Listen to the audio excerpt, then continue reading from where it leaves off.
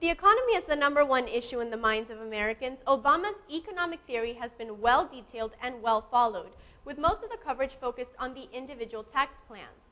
It seems, however, that something pretty big had been left out, that being how his policies would affect the free market economy. So, what's his view on the free market? Well, let's have a look. In laissez-faire economic theory, a perfect market would have no government regulation or intervention.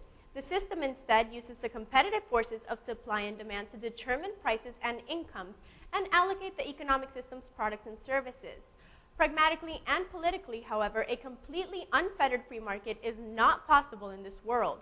But after nearly 30 years of Reagan, Clinton, and 2 Bushes, it looks like Obama will head the other way with his economic policy.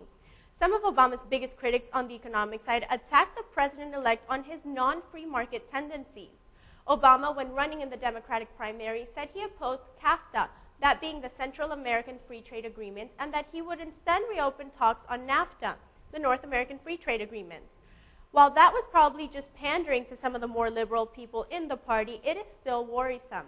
Most critics also argue that Obama would want to raise the minimum wage to even higher levels, and while this at first seems real favorable to the poorest people in America, it would reduce job creation. Obama is also in favor of removing secret balloting for union formation, which in turn would allow unions to form through a card check system that might bring pressure on workers to form union organizers. When it comes to his energy policy, he wants to require car companies to improve fuel economy standards for new cars and trucks, and also wants to mandate power companies to produce power from renewable sources and enforce federal ethanol standards. Meanwhile, he would put a windfall profit tax on the oil companies to help pay for subsidies of renewable energy sources. Again, it sounds great in principle, but subsidizing alternative energy means that the government, instead of the market, will choose the technology to invest in. And historically, the government has not always chosen the right technologies. On the other hand, while the government comes up with many failures, its few successes turned out to be huge, i.e. the internet. None of those positions that Obama supports are consistent with the free market ideology. The reason is that he and his advisors believe that the free market has its failures. Lawrence Summers, the former Treasury Secretary under Bill Clinton and new member of Obama's Transition Economic Advisory Board, said, quote, "We've probably done a better job over the last 20 years on the problems the market can solve than the problems the market can't solve. We're doing pretty well on the size of people's houses and televisions and the like.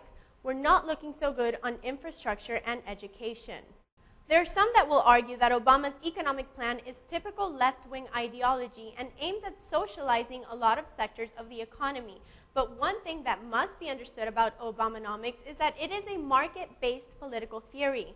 A lot of people will argue that his ideas are extremely left-leaning and are based on populism, but one must remember that for more than a decade, Obama taught at the University of Chicago, which is known for being the center for the Chicago School of Economic Thought. While these may not have completely influenced Obama, he at least knows what the free market is praised for. The people on his economic team are known for being centrist, and many of those chosen are people who had big roles in Clinton's administration in the 90s. In fact, Obama even declared himself a, quote, pro-growth free market guy and said, quote, "I love the market." Obama seems to be the type of person who has a philosophy that while the market is good, it still needs some regulations to fix some of the social injustices it causes. Thanks for watching this Markets.com special report. I'm Luisana Swegard. Have a great day.